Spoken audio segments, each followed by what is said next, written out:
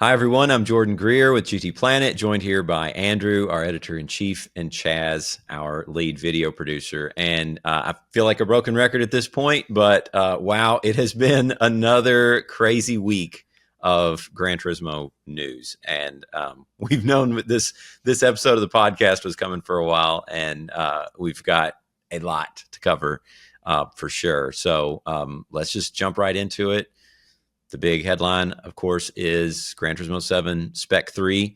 We've all had a chance to get our hands on it now, and Chaz has made a really great video for us where he goes over all the cars and goes into much greater depth, I think, than what we really can get into here or should get into. You should just go watch his video if you want to see what he has to think about all these cars. But I do want to talk about them a little bit. There were a few observations which I thought you made that were interesting in relation to the Ferrari 296. I actually had a lot of the same feelings about that with the road car, with the GTB versus the GT3. Yes. It's the road car is just a beast, isn't it? Yeah, it's mad because you'd go into an update like that thinking, we've got two versions of the same car. We've got one that is the base supercar, if you could call it that, and then the other is a fully fledged, perfectly, beautifully manufactured GT3 racing car. It's a thoroughbred machine. But the one that really caught me off guard was the road car. And as I said at the time, it's such an unassuming looking supercar. It's not as pointy or spiky as the 458 or the 488 that came before it. It's almost like one of them with the edges sanded off a little bit, and everything's very curvy on the 296. But what a missile, 800 plus horsepower. And it's not only the fact that it goes well in a straight line, it's the fact that it stops well and it handles well as well. It's the full package. And I sort of regret driving that before the GT3 version now, because it made the GT3 car feel a little bit boring, which I can't believe I'm saying, but it really did. It was definitely the one out of the pack that caught me off guard the most, I'd say. Yeah, for sure. And the Espas, of course, is the star of the show here. Well, yeah. Do you disagree, Andrew? Do you think something else that takes the stage? Well, I mean, obviously, the Espas is one that is the big headliner. And I do appreciate that in the trailer they put it on Laguna Seca. Yeah. Because, as long-term GT fans will know, Laguna Seca made its debut in Gran Turismo 2. And what's the only game that had the Espas F1 in it before now? Gran Turismo 2. Yeah. So, obviously it's terrific to see, and it's actually the real thing this time. The one in GT2 was the show model. Which is a static version, which doesn't move. Static version. This is actually the fully functional one that's in the Matra Museum. So it's the actual thing that actually did these ridiculous demonstration laps around F1 tracks at the hands of various F1 drivers. Well, Williams, Renault F1 drivers, and did the run up Goodwood a few years ago as well. So it's one of those fantastic machines. For me, the highlight of the pack is the Panda.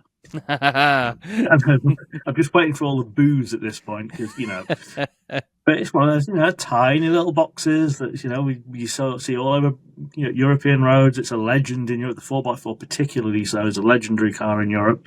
I mean, it's got a 30 horsepower 2-cylinder engine out of a Fiat 126, so it's not exactly the fastest thing in the world. But it's one of those cars that you can drive it at any of the tracks. The Espas suits the big open things, with the F1 tracks, and I think it's in a time trial at Yas Marina at the moment, which is obviously a track that suits it fine. The Panda is one you can drive anywhere, and all you need to go fast is just rhythm and inertia. Rhythm and inertia, that's all you need. I really like the fact that we have cars like the Panda. And one thing I wanted to talk about in this segment, of course, is PSVR 2. And that's of course, when I saw the interior of the Panda, I was like, okay, I can't wait to see this in VR. And it's got the fabric and the material and everything.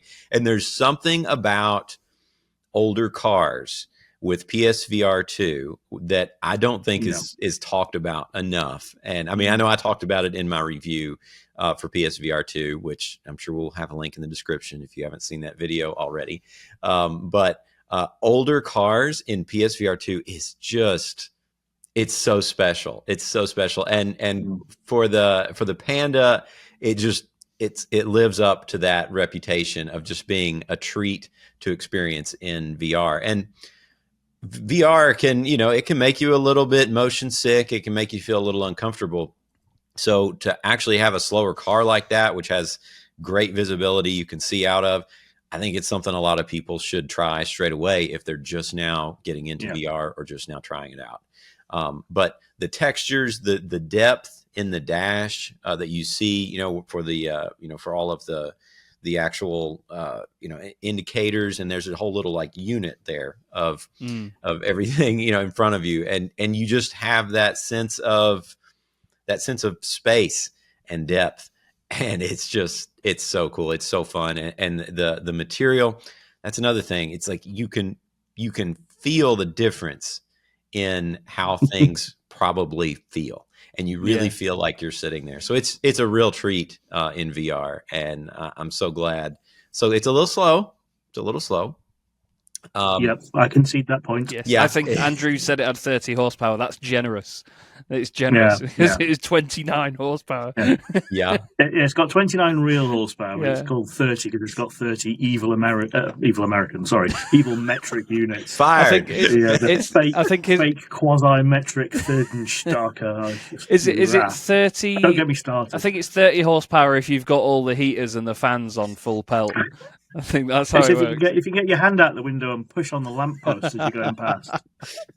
It's just brilliant, though. And like I said at the time, it's slower cars like that you have to appreciate, because especially when you're racing them. I mean, I was up against Abarth 500s and Willys Jeeps, and you had so long to think about the moves you were going to make and so on. And it's just having that as a stark contrast to things like the Group 1 cars that we have in Gran Turismo is what shows you how good a game it is and how versatile it can be. You could be doing some of the fastest cars in the world around whatever circuit or some of the slowest, and either way it's very fun.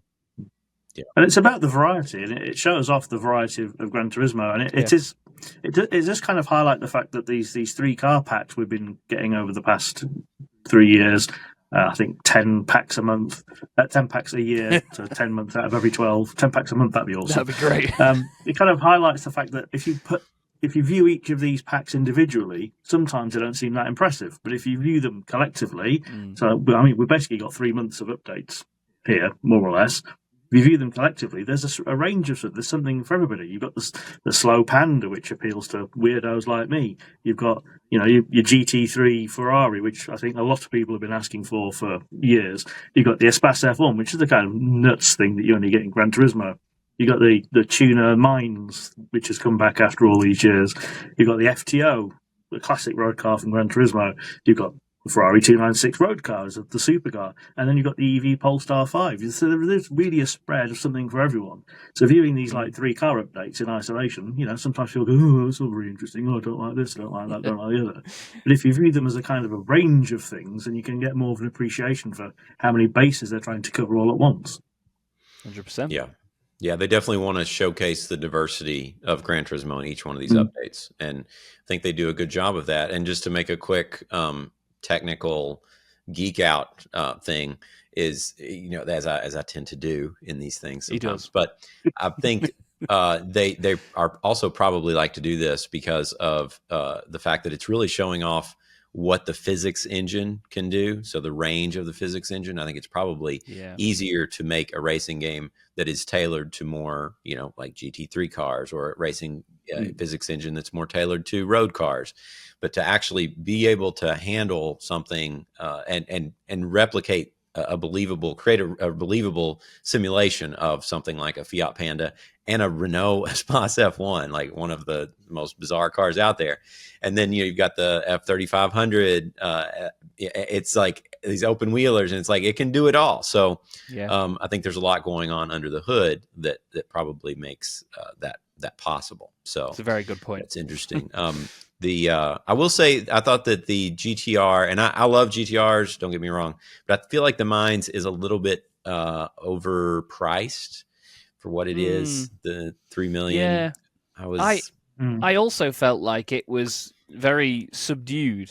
I remember it as, especially from Gran Turismo 2, as just this mental machine, and that's how I described it at the time as well. It's over 600 horsepower.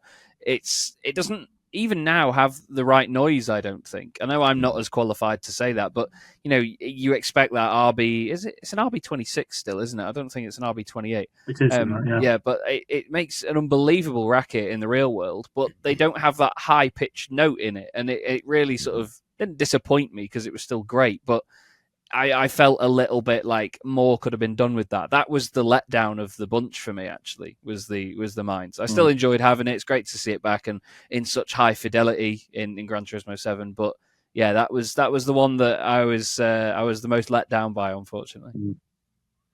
Yeah, the 3 million price surprised me a little bit as well. I guess it's to keep parity with the Nismo that was added a couple of updates ago, and of course it is a one of one, and it was very recently restored. I think it was originally built in 00 and then updated in 06 and then rebuilt in 2010, and then I think it was rebuilt recently as well.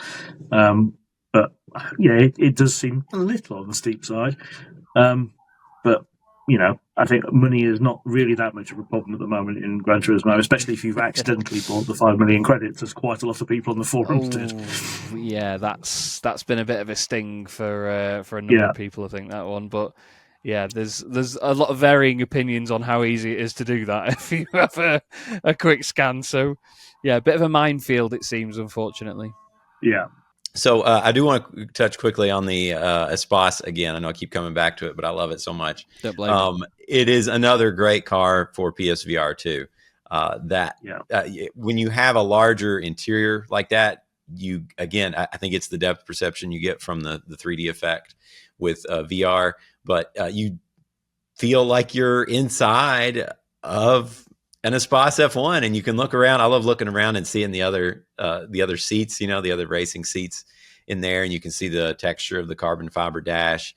And I was driving around Marina, and I'm like, I think this is probably exactly what it would look like and feel like to be driving, not one of these, but this thing around this circuit. And so it's a real treat. Be sure to check it out if you do have PSVR 2, because this and then the Panda as well. Maybe do the Panda first and then the Espace, because the Panda feels really slow after you're driving.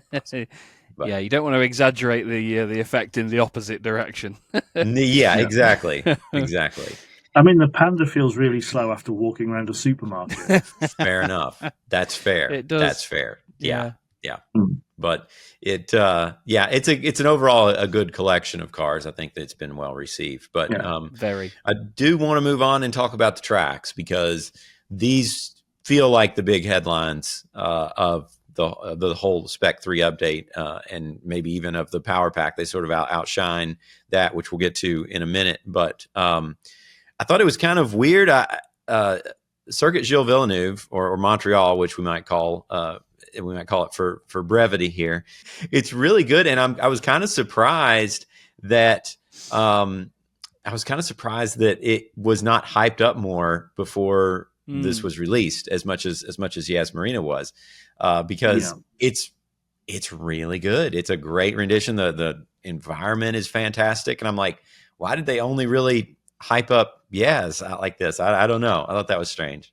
I mean, I think possibly the reason that Yas was, and this doesn't actually make any sense as to why CGV wasn't, but the reason Yas was hyped so much is obviously it's staging the final of the final round of the Formula One this weekend, or it will have done if we're putting this out on Sunday. Depends how quickly I edit. Where, there's the World Championship decider. It's been the finale for several F1 seasons, but it's going to be the finals this week, and it's the triple header. 3 people can win it, or 3 people could have been going to win it. Time travel screwing with my head. And they've obviously had this. I think Kazunori Yamauchi sent out this tweet thanking the Abu Dhabi government for their help in getting the track. So obviously there's been some interest there in getting it promoted and getting it pushed out. I don't understand why CGV wasn't. Why it hasn't had. Look at, because it is. That's one of F1 fans' favourite circuits is Canada. it's on this artificial island which was created for an expo in 1967, and some of the roads that were used to get around. Obviously, the island's actually got bigger since then, but some of the roads that we used to get around the expo are now actually part of the circuit itself. There's I think the pit the pit buildings, I think they were a loading dock for ships.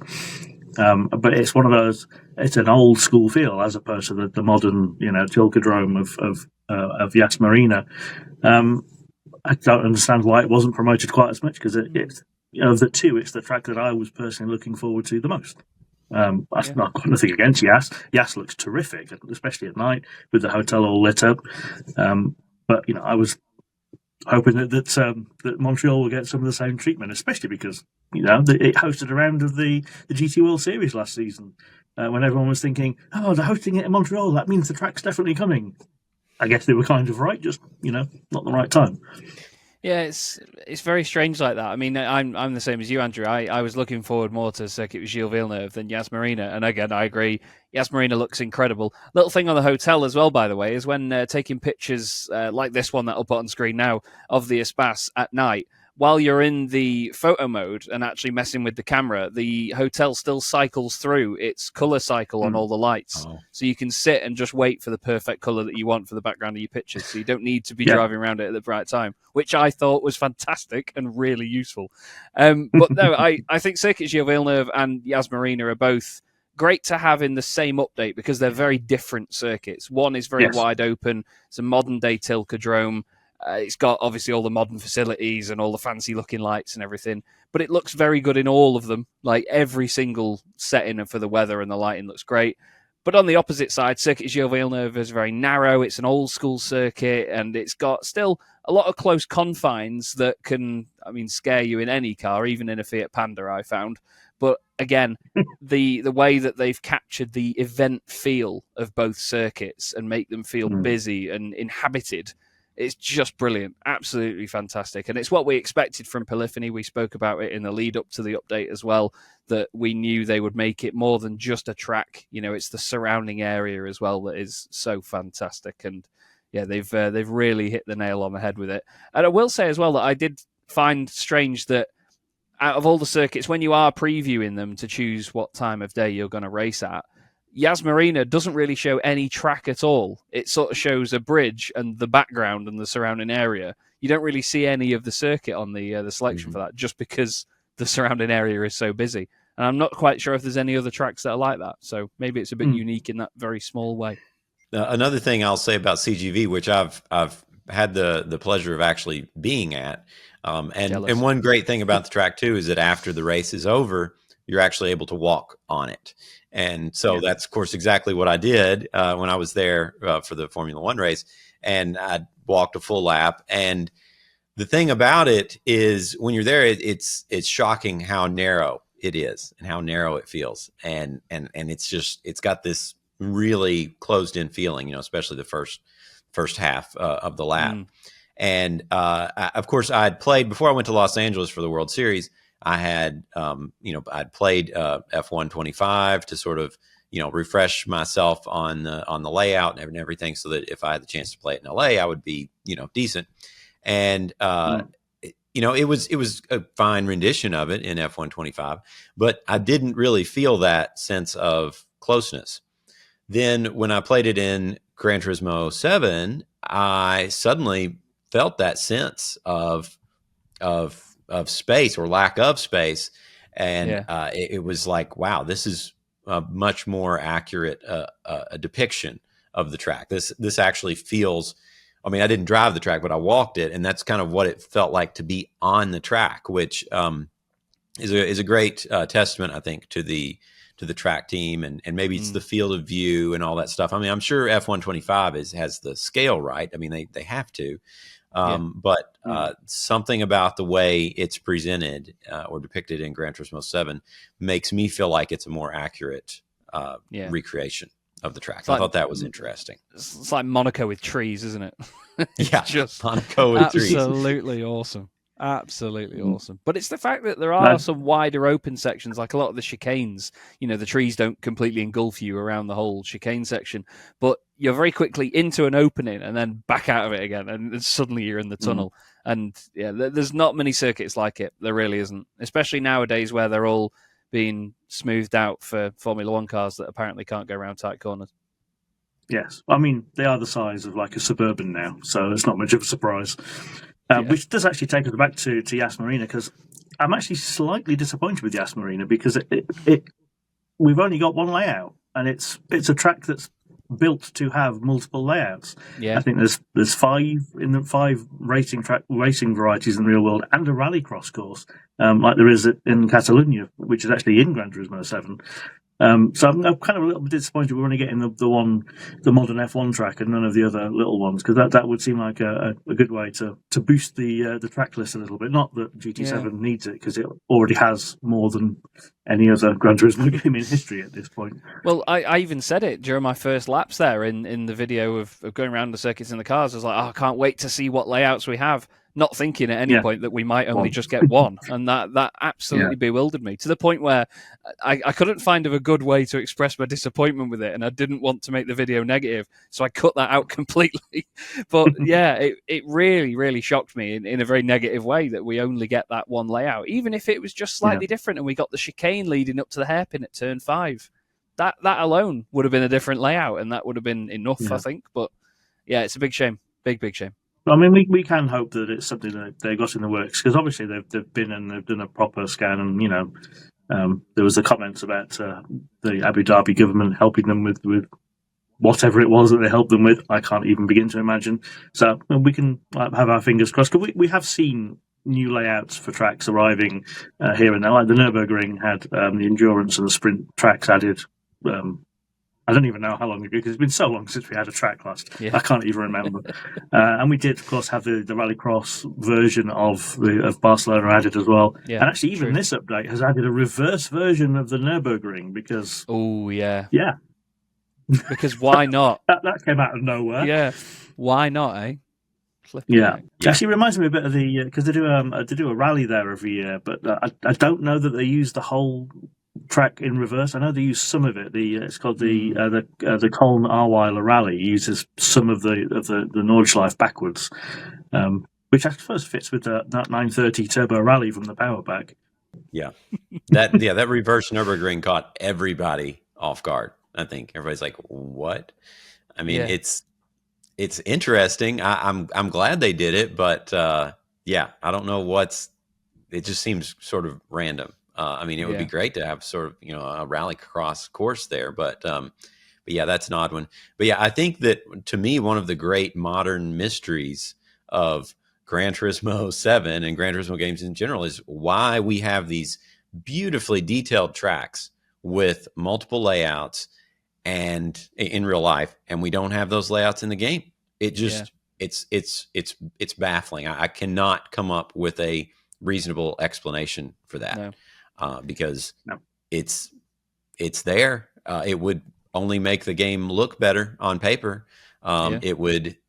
I mean, it helps you market the game. You can say you have more tracks, and players obviously want it. It's a different layout can change the characteristics of a track completely, and it would fit in with the diversity of cars that we have, and people could even it's such low-hanging fruit. I mean, it's not even hanging. It's like on the ground.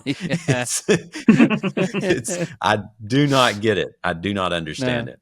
I could only imagine it's some really complicated licensing thing. That's all I could possibly think it could be. I mean, like you say, it would really bolster it up where, taking the Fiat Panda, for example, to Yas Marina, it was never going to work for a video because the straights are so long and the corners, even though they're tight corners, you could probably take them flat in the Panda. But if there was a shorter, smaller layout that was, an infield sort of circuit, then you could take slower cars racing there. It transforms what becomes good for racing at a circuit or a venue like that. Speaking of strange licensing things as well, just to touch on it, I know I'm coming back to the cars, but why do we think the Ferrari 296 GT3 locks the steering at 90 degrees and doesn't go any further? Oof. What on earth could that be? Have we had a cease and desist letter from Ferrari yet, Jordan? Because I came up with a lot of different theories as to why, and I don't think any of them were right. But that struck me as one of the weirdest things in the update. I'm sorry to come back to the cars very suddenly, but does anybody know? Let us know in the comments. No, I'm going for bug. I've got no idea. Yeah, not a clue. And Andrew knows everything, so if he doesn't know, he does. It's a real mystery. I think he does. He's just no pressure. He's just got some kind of contract with Ferrari that he hasn't told me about. So yeah. But that's that. I think that's one. That'll be a good question for Kazunori one day. Hopefully, if next time he does an interview, because that's something that really needs to be discussed. So let's move on. We will talk about the data logger, which I feel like it's a deep enough feature that we sort of need more time to really dig into that. I've played around with it a little bit. It's not intimidating because of how well it's presented, but I looked at it and I'm like, well, I don't really know what to do with this information yet. But I feel like it's something that if I'm really pushing for trying to perfect a lap, it's something that I could get more use out of. I think this is something that if you're in a particular mindset of really shaving off those tenths of a second, it's going to really help you. But I know Chaz, you sort of had a similar experience when you played around with it. Yeah, intimidated isn't really the word for it, but you're absolutely right. When you first open it and you see everything, you think, whoa, there's a lot here. But it's like the first time you open the settings sheets on one of the cars, the detail that the game goes into nowadays is fantastic. And I think it's a lovely way for them to be able to show off how much calculation is being done all at the same time. I think even for people that aren't going to use it, it's a bit of a reminder what a good game they've got underneath them as well. You see a lot of people complain, we've got this car in this update, this car in that update, and so on. But at the same time, it's easy to overlook sometimes how much goes on when you're just doing a lap in a normal car at any circuit. And the data logger is a great way of putting that down. I do definitely think you're right, though, Jordan, that if you have the right approach to it and you know what you want from it, it's the perfect tool, I'm sure. But to get those results, we're going to have to take a bit more of a dive, take a bit of time, and to head into it and see what we can use it for, if more than just lap times. But it's a good addition, again, because it just gives the players more chance to do more with the game at the same time. So, yeah, I'm intrigued by it for sure, and I'm excited to dive headfirst into it. Yeah, it's interesting timing that this tool to compare your lap to somebody else's lap and find out where you're gaining and losing time has come at the exact same time as a time trial with a major prize behind it, which is going to see people trying to hide their replays, because people do that. You can hide your replays if you're doing these online time trials, so people can, I don't want people to know what I'm doing. And while people are desperately trying to compare their times and their lines to other people, but yeah, there is an awful lot going on. And if you're not completely sure what you're looking at, it can seem a lot. I mean, there's plenty of detail in there. I don't even know why the G trace is in there. It doesn't make any sense for that to be there. Why not? It's nice to see it. But you've got your throttle position, your brake position, and you can see the line of the car on track, and it's adjusted so it's equal at all points. So even if one lap is 5 seconds quicker than the other, the cars it's stretched so that the cars are in the same place at the same time. So you can see, when that person turned in or braked or put the power on compared to your lap, so that you always got a reference point rather than them being 5 seconds up the road at that point. Yeah. So it does look like it's going to be a pretty useful tool, particularly, I know we've got a very busy, thriving time trial community on the forums who do like to chase each other and goad each other into going quicker and quicker and quicker. And we've got some of the world record holders on the site as well, who drop in every now and then and say, "Hey, chase me." That sounds weird. And this is going to be a great tool for those people to chase each other down. Yeah, definitely. Yeah, it's an interesting tool. I think it's one of those things that you definitely need to be in that mindset to get the most use out of. One person mentioned in the forums, which I hadn't really considered it until I saw their message, or saw their post. They said it would be really nice to actually see, the gameplay as it follows along with the data logger. And I was like, yeah, that's a great point. And I didn't even think about it, but then I was watching the data logger and watching my lap, and I'm like, yeah, I would really like to see where I was at, and where that line truly lines up visually in the game on the track for me. Yeah. So, like if the center of the car is purely data driven. It's as I was actually referencing this earlier, it's a quantitative look at your lap. It's just the numbers, the traces, it's the graphs. That's it. If you could see the qualitative aspect, the actual, the video of the driving at the same time, that would be terrific. Yeah. I couldn't agree more with that one. Yeah, it's sort of like you've got the perfect center line of where the car is, but does that mean I could go further to the left? Is the wheel touching the grass, or is it just on the white line at that point? Getting the precise corner measurements of where the car is compared to the central line. I think, that would be the cherry on top of the cake, I think. Yeah. I can see where the data logger may give you points of a lap to investigate further. And then you load up those ghost replays or those replays that you may have downloaded, and then you're looking to see what that actually looks like from that driver's perspective. That's but the data logger would sort of, I guess, reveal those places where differences are apparent. So it's something that we're just going to have to spend time, and I feel like that's something that the community is going to be really useful for, and our forums are going to be really useful for. You're going to have people making posts saying this is how you use this tool, and looking forward to seeing what people come up with for that, for sure. But it's a great thing to have, for sure. 100%. So moving on, we'll talk about engine swaps. So Andrew, this is sort of your forte with your famous engine swap post that you've got, your thread in the forums that's very famous and very popular.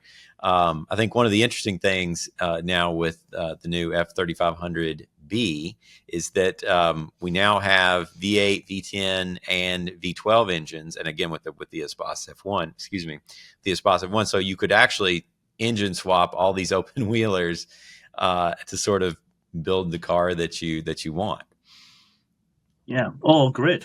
There's a lot of people who like to recreate classic grids. I mean, we've actually seen PD do them itself with, the JGTC special event in the weekly challenges, and with the DTM one as well, which is also, both of those are now replicated in the Power Pack as well.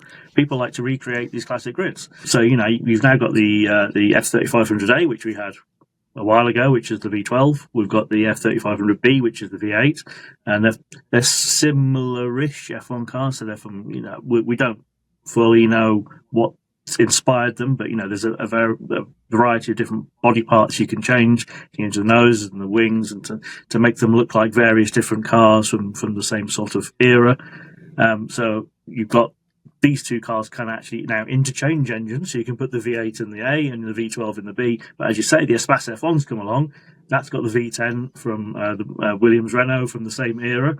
So now you've got V8, V10, and V12 options, so you can mix and match as much as. I mean, it's going to cost quite a bit of money to get all of these various. If you want to get a 20-car grid, you're going to need 3,500 A's and B's, and you're going to need enough money to do all the engine swaps, because they're not cheap either, unless you get them in tickets. But those are a few and far between.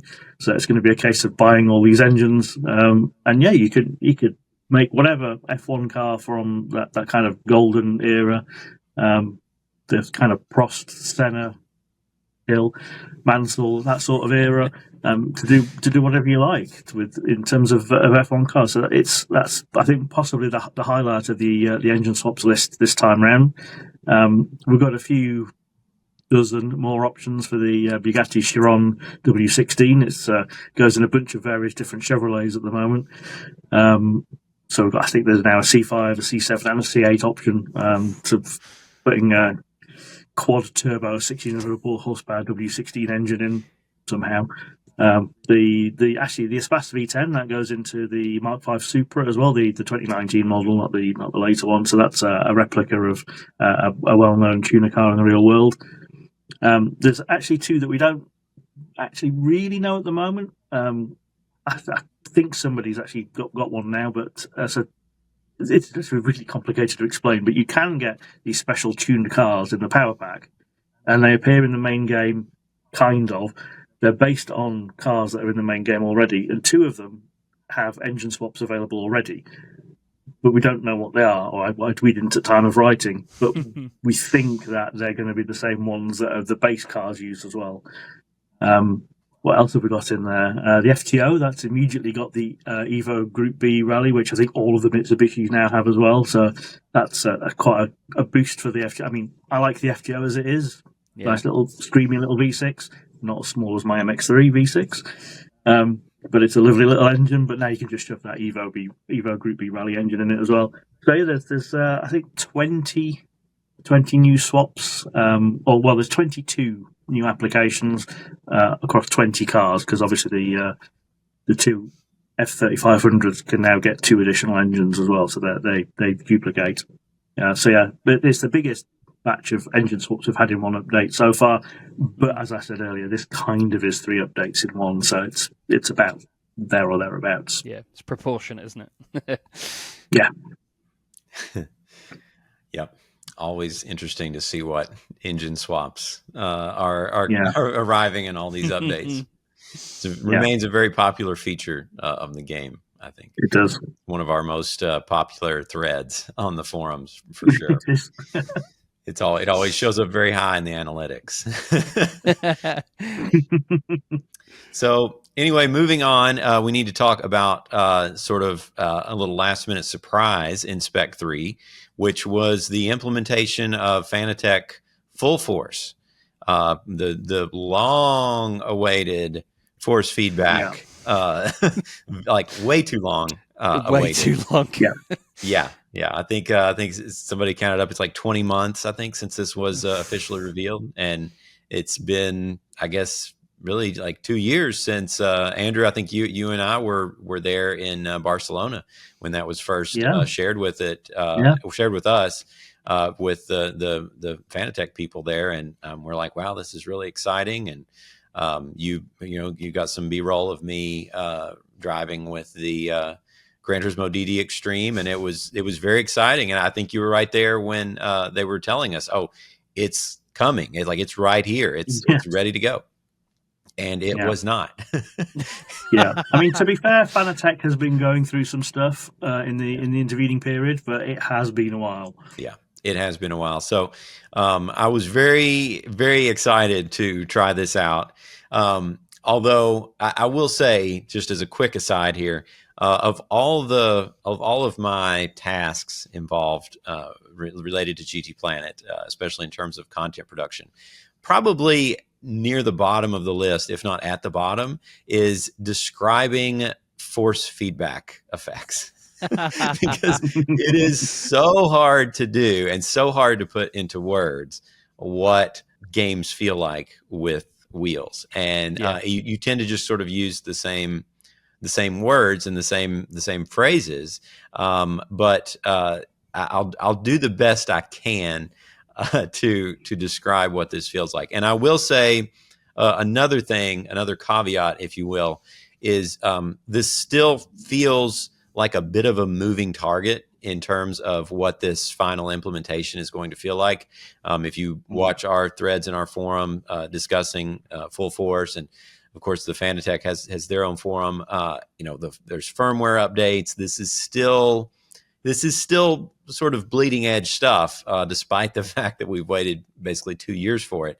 It still feels like it's evolving. So a lot of my opinions right now, I feel like they may be obsolete in a matter of days or even weeks at this point, depending on what firmware you're running and that sort of thing. So I will say I'm running the latest firmware on the wheelbase and the wheel that is available right now through the Fanatec app.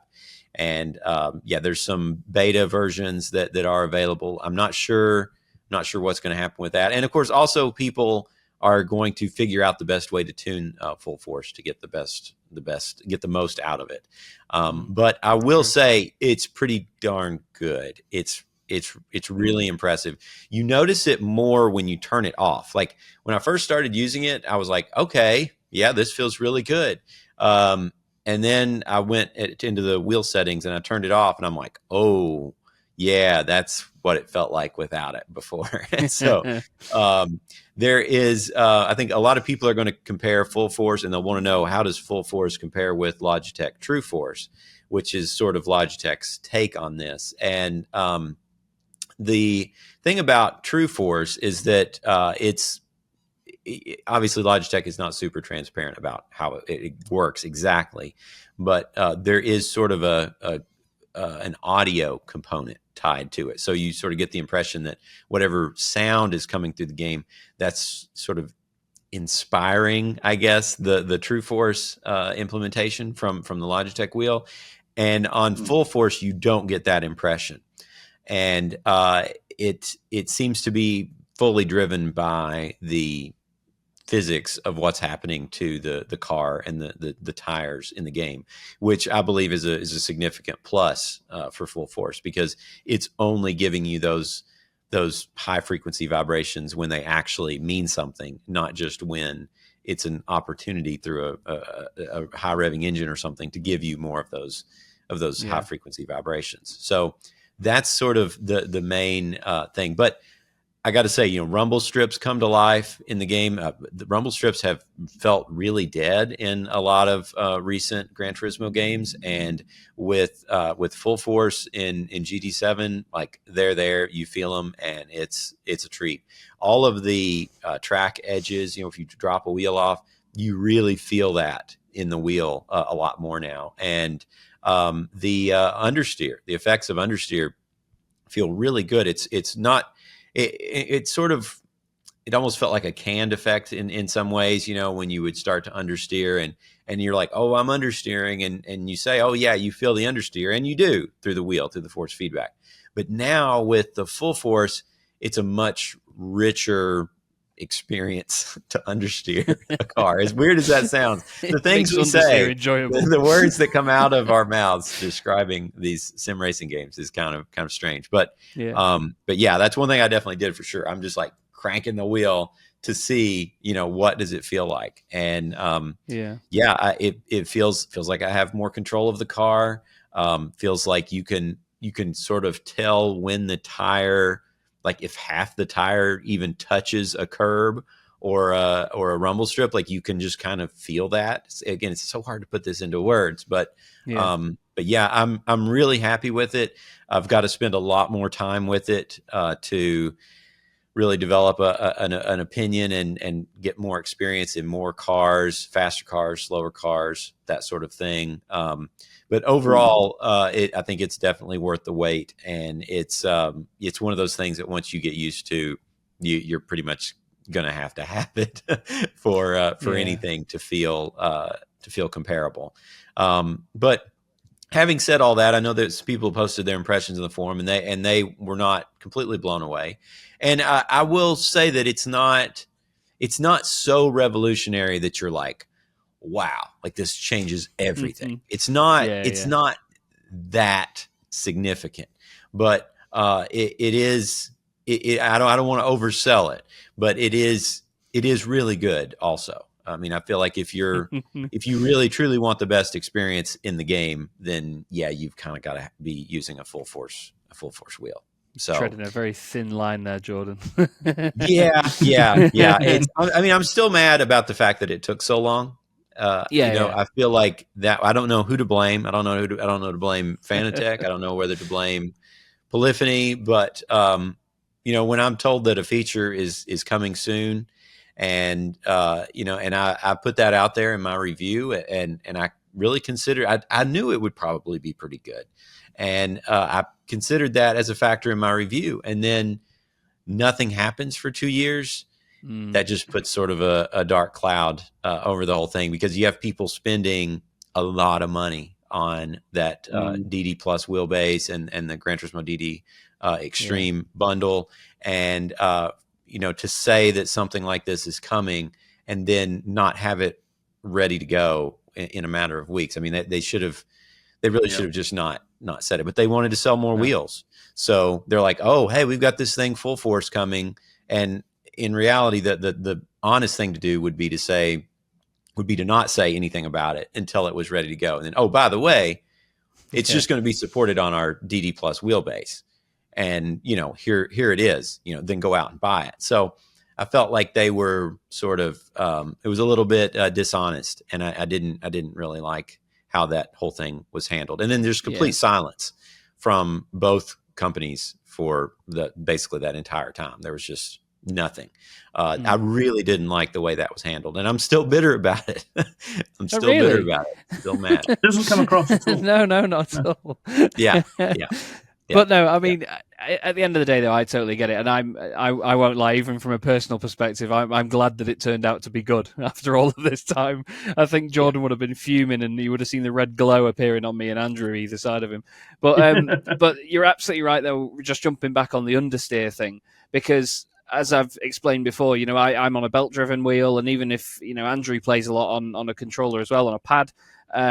It's very often the case that we have to rely on audible or visual representations of whether the car is understeering or not. There are cues to know how the car is behaving if you've not got a wheel that can deliver that force underneath you. So for it to then back that up with a force through your hands that tells you the car is understeering, to sort of give that effect on a wheel is very difficult, I imagine, because sure, it could go light and the wheel can get away from you, which is how I imagine it sort of goes. But to be able to do that is a massive plus, and you need a much wider spectrum of force available to be able to do something like that. So it's good to know that they've hit the nail on the head with some of the main effects like that. So we will move on to the Power Pack, which is, it's very significant. Andrew, I feel like it feels like a new game in a lot of ways. Yeah, absolutely. It presents like Gran Turismo, but it feels, and I don't want to say hardcore, because I think that's something I use, and it's not hardcore. It's not like a full dedicated sim. It just feels like it's a little bit more mature. Mm-hmm. And it doesn't treat you quite in the same way that the GT7 does. And it's actually, it more or less forms part of a three-pronged approach now, that we've got the pretty much year old at this point, my first Gran Turismo, which is very much babying you through everything. We've got Gran Turismo 7, which is Gran Turismo 7, and now we've got this kind of slightly more mature approach to things, where you kind of, it's assumed that you know quite a bit about cars, and you know quite a bit about racing, and you want to do this whole practice session, qualifying session, and then racing against this more human-like Sophie 3.0 AI.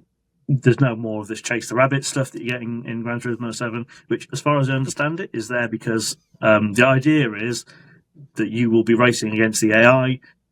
You will be told what you're passing, so that you can kind of absorb this car culture, which has been always part of the goal of GT, is to absorb people into car culture and inform them of things, because young people aren't that interested in cars anymore, and to basically, it makes you have your own race. You reach your level in amongst the AI, and you're having this battle with them. And if you're fast enough, you can chase down the front ones, and they've got just enough advantage that you get there towards the end of the race.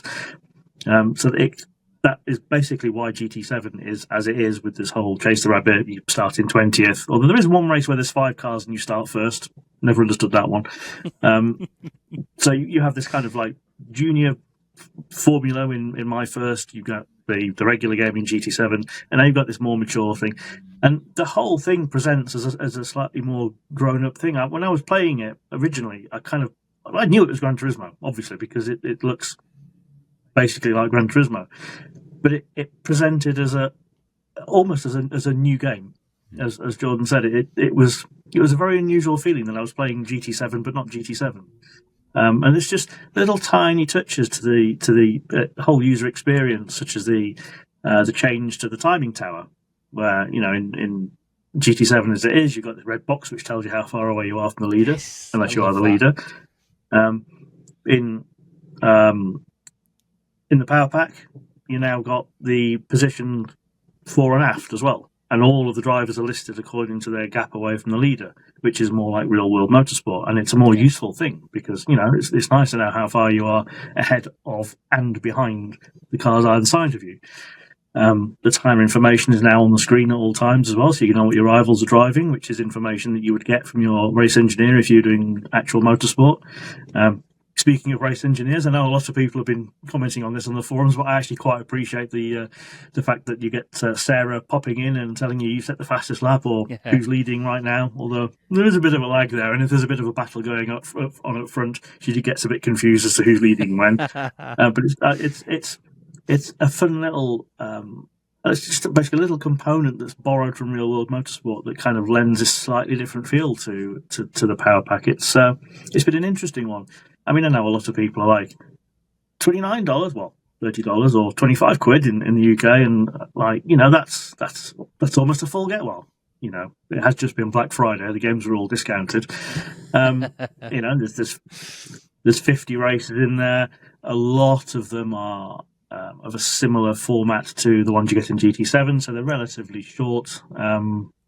You know, I've had 1 lap of the Nordschleife in one, 9 laps of Trial Mountain in another. The payouts are actually pretty good.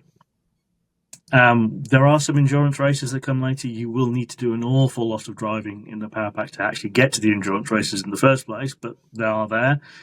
I don't know that much about them yet because I've not been able to unlock any of them myself. So we've actually heard from some people who have. So we're going to have a little discussion about that later on. But, you know, there's 50 races, there's a bunch of prizes. You can get 6 unique cars, which you can actually buy more of through the interface in the Power Pack.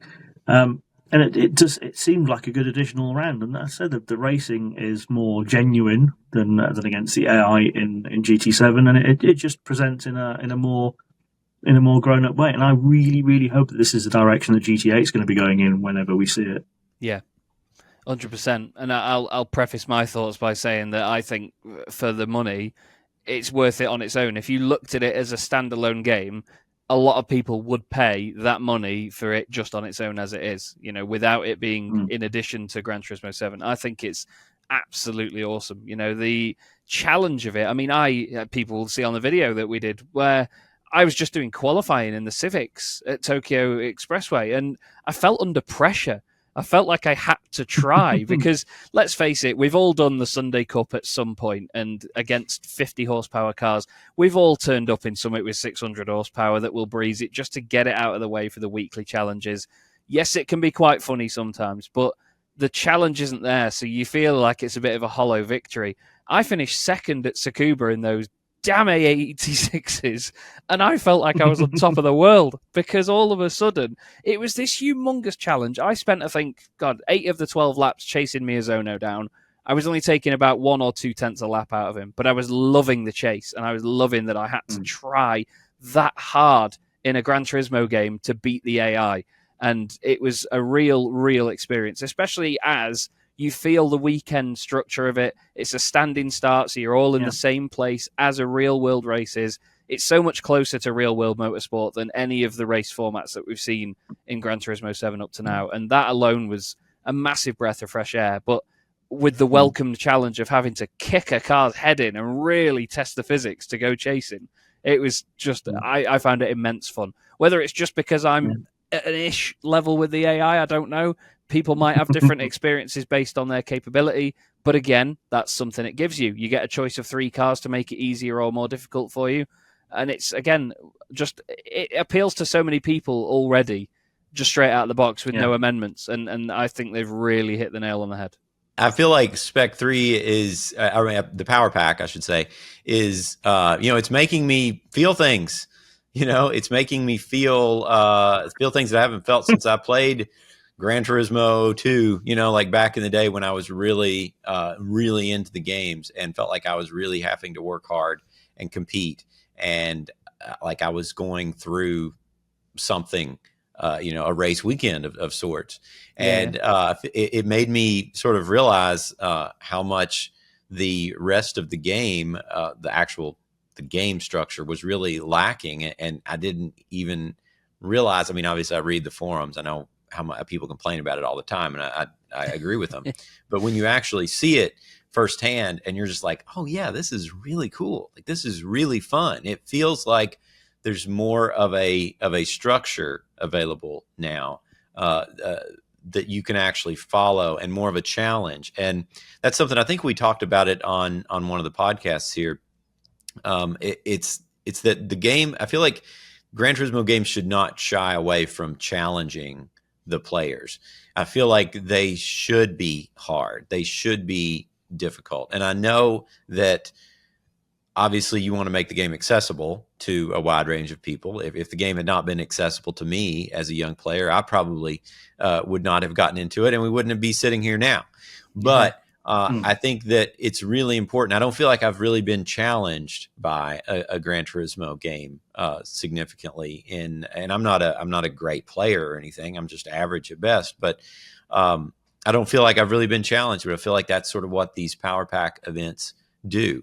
And like you said, Andrew, I really hope that this is the direction that Gran Turismo 8 is going, because there's so many things, and we talk about it all the time. Like, there's so many cars, there's so many tracks, there's so much you could do with a career structure in Gran Turismo 7 that would completely transform. You could make it almost this endless game, where people don't have to go in and do it themselves with the custom races. Use a structure like this and the qualifying and the practice and that sort of thing. And it's like, finally, what took so long, and why do we have to pay more money for it? Is this actually something we've spoken about before? It's not necessarily the content or what's there that's the issue. It's the curation of it. Yeah. And yes, you can. Absolutely, 100%. You can go and set up terrific custom races. You can set them up against Sophie 2.0 or 2.1 as it is now, and you can have a terrific time. But there isn't that curated experience, and now we are getting it. And, from my point of view, it actually does take off from some of the successes of the online. So there's part of the presentation where you see the pre-race grid, which is obviously just lifted directly from the GT World Series. If you do the races of those, and then they're all one-shot races. If you screw up, you can't pause, restart. You can't in the Power Pack pause, retire. That's your only option, and go again for the next slot. And it feels like we've always been saying there's this big constant battle between certain types of players who want the single player and certain types of players who want the multiplayer. And now you've got this, we haven't yet seen the ultimate implementation of it. And there is a varied pace and varied ability. But now you've got this more human-like Sophie in the race. It is much more like being in a race, at least at DRB level, against other human beings in this but it's not online, it's offline. And it kind of merges these two worlds, these two conflicting worlds we've seen for Gran Turismo since the introduction of sport, really, in that you have these people who want the multiplayer and you have these people who want the single player. And kind of now we've got this point where we've got the two together. And yes, it costs $30 or 25 quid. People are paying that for an early access game with 8 cars and 2 tracks. Come on. Very true. Very true. I'd just like to also brush on the fact that I think a lot of people get quite bitter about the daily races and the time trials and things because they feel like the single player game as it was before the Power Pack didn't offer enough of a challenge. So to go chasing that challenge, you'd go online. The driving standards can sometimes be a bit naff. There's usually a grievance in every race that you see. And now you get that challenge against Sophie 3.0 without the grievance of it being another player that's going to retaliate for clipping them by accident a little bit. You know what I mean? Not everybody does it, but at the same time, I mean, I've had daily race videos, there'll be some, and I'll admit this now, there's some where I'll say, I was busy doing this morning, which is why the daily race video is a bit later. It's not the case. It's the fact that I've been binned off in one of them and had a complete rage quit and then wanted to come back and have a clean one for the video. But you do get it, where there is retaliation, there is contact online. It's competition at the end of the day. But now you can have that challenge in single player. Some of the context isn't necessarily deliberate online. No. It's reliant on netcode. Yeah, and people and you often don't get see that it in a single player. So yeah, very true. Yeah, and people do retaliate to accidents. It's hair trigger reflex, isn't it? But yeah, I think Sophie 3.0 is brilliant, and I'm excited for the next opportunity to race against it. Yeah, Sophie 3.0 it definitely has more of that realistic feel that I experienced when I first had a chance to try it out. And of course I was up against, really aggressive versions of it. Straight out of the Sony AI lab. So it was not, it was full force. pardon the pun, but it was, yeah, but I really enjoyed that because it just felt like it was giving it everything it had. And it's definitely been neutered in some of these other releases where you can still get great battles with it, but it wasn't what I experienced and what I was so excited about when I first tried it. So now it feels like we're getting closer to that. I feel like it's just going to take some time for the Sony AI team to sort of figure out what works and what doesn't. And Polyphony also has to figure out how they want to integrate this agent into their games. But I like where we're moving. I like the direction we're moving in right now. Definitely. And yeah, I hope all this applies for Gran Turismo 8. Fingers crossed. But one of the things actually we spoke to Kaushik Subramanian about when we were talking about Sophie originally was, okay, it's brilliant, it's superhuman. How are you going to make it so that normal players can play against it? Because if it's going to be out there smashing Mick Hizal off the track and leathering Igor Praga, what hope have I got? I'm like 4 seconds behind them on like Northern Isles Speedway, and it's been a challenge quite clearly because we've had a number of iterations of Sophie, we've had a number of experiments and a number of ways of making it so that it's on a relevant pace to each player who plays it. And I think 3.0 is probably the best implementation yet. Obviously, it's not going to be as fast as sort of the very, very, very fast players want, because otherwise it's going to destroy the rest of us. Most of us are ham-fisted. We're not A-pluses. That's always going to be the ongoing challenge, and this is part of why you've got this difficulty level and why you've got preset cars even, because you could go in with your own cars, you could tune them up however you wanted, and you could just leather Sophie and you wouldn't get the experience. We've got the preset cars because Sophie can deal with them. And true. You've got the 3 difficulty levels to I can accomplish most of the races in the Power Pack at the easy level quite easily. I'm okay. I'm not a great player. As I said, DRB. I'm not fantastic. I'm competent at best, and I can do the easy races with relative ease most of the time.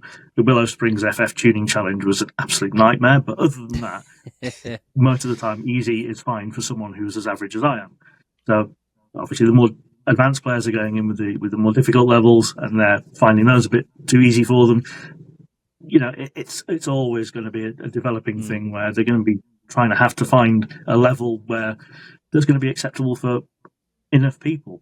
If you get kids who've not played it before going on and getting smashed into the weeds, they're not going to want to go on again. So there needs to be something that's accessible for everybody. I hear when the top ranked A+ drivers who are much more capable than I are not having quite the challenge out of it. If you were racing the original Sophie, you wouldn't see them either. Yeah. So it's going to be an ongoing challenge. It's going to be something that keeps on evolving, even into GT8, 9, and 10, probably. I was going to say it's a very, very fine line, because as a player, you still want the ability to win and have that reward of winning, but you want to work hard for it, because then it's more of a reward. If you just, like say, drive away at the front all the time, it's not as fun. Even, someone that creates a lot of content, for the sake of somebody else then watching a good race, I want to be able to win. So you get the serotonin of taking the victory, but also to fight for it. I'd rather win by 0.02 of a second than win by 10 seconds, unless it's online against someone I don't like. But, it's having that reward of being in a close race. I'd rather have a good race and finish 18th than have a race where I win by 20 seconds up front and don't see anybody else. Winning. You know what I mean? Doesn't matter if it's by an inch or a mile. Very true. Very true. But I mean, I took on both of the Sophie races that I did in the Power Pack in the hardest car, in the slowest of the 3, and I was kicking its head in. And luckily for me, both of them were Japanese 4-cylinder engines that sounded amazing on the rev limiter, because I was absolutely, as Andrew said, leathering them around these circuits as much as I could, and I could not catch Sophie in certain places. And that's exactly what you want from it, because it pushes you to then do better and be better as a driver and find those extra moments, and then go into the data logger and find out where you're slow. Oh, and did you just confirm Gran Turismo 9 and 10, Andrew? Is that a leak? It certainly does look like I did, but you know. Confirmed. I'll go ahead and make the sub forums right now for us. Yeah. Perfect. John's got a busy night. Oh, well, I think we'll probably end it there. This has been a long one, but we needed to cover all this stuff, and it's exciting times. So 100%. Yeah, it's been a lot of fun to see all the activity on the forums, and I hope everybody watching will definitely be sure and go join the conversation there and in the comments below too. But the forums, of course, is really where it's at. That's where the cool people are. So, so and me. And Andrew. That's why I'm barely active on there. Yeah. That explains it. See, it all makes sense now. Yeah. All right. Well, thanks for watching, everybody. We will catch you in the next one.